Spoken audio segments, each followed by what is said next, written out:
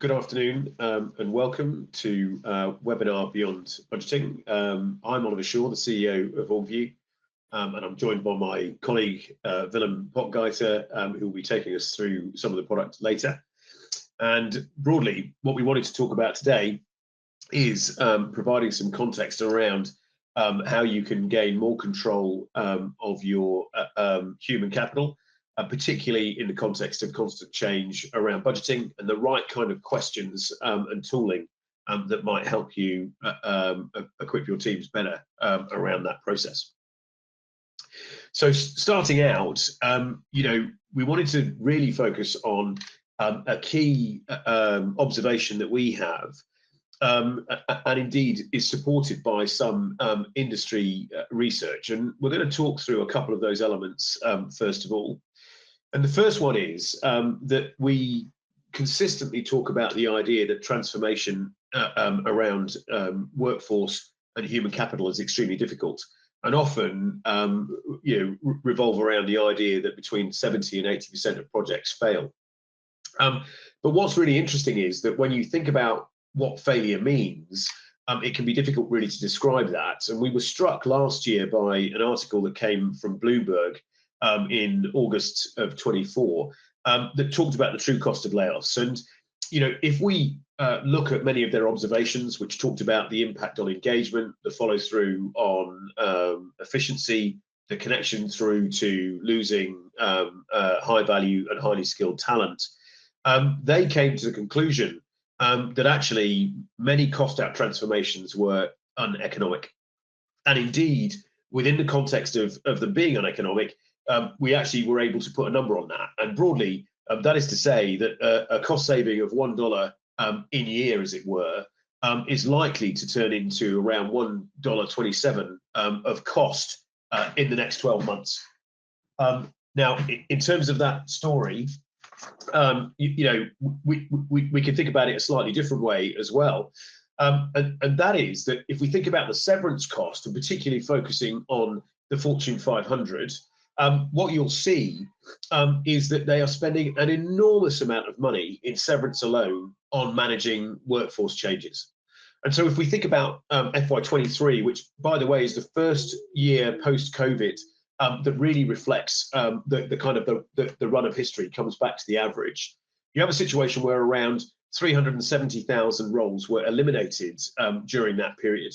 And when we think about Fortune 500 overall, what we'll see is that around 170 organizations decreased their headcount, around 33 saw no headcount change at all, and around 261 saw their headcount increase.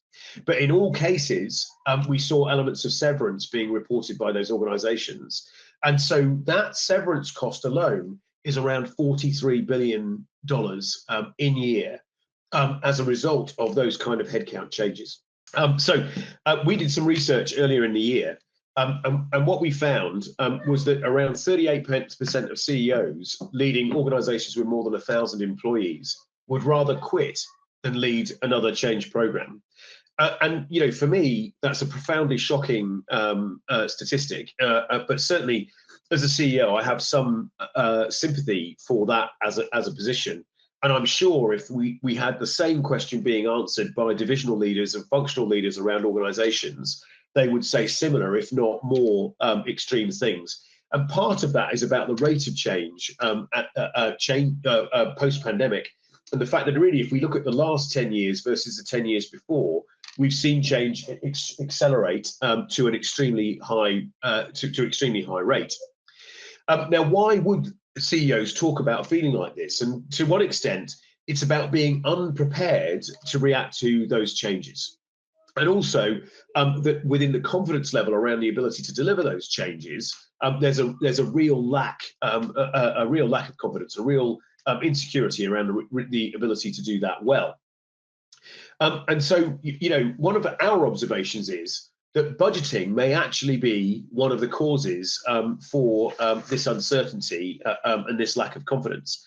And our view is that some of those cost out reductions and transformations are actually a result of how budgeting is handled in the first place, because budgeting itself can often end up being a quite superficial or indeed limited process when it comes to the type of baseline that's used, or indeed the politics that can surround that process.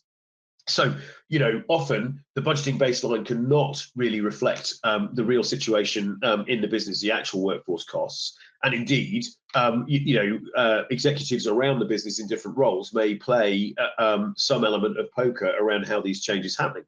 And just in terms of our experience of talking to our clients, we often see that the baseline is incomplete, and that may well be based on a simple cut of payroll data at a particular time, or an FTE calculation that comes from the ERP, often 3 to 4 months before the budget cycle is played through. And also from a functional perspective, often executives don't have confidence in the ability of the organization to deliver resources in time. And so therefore they may over-specify or under-specify their investments, depending on what they're trying to achieve.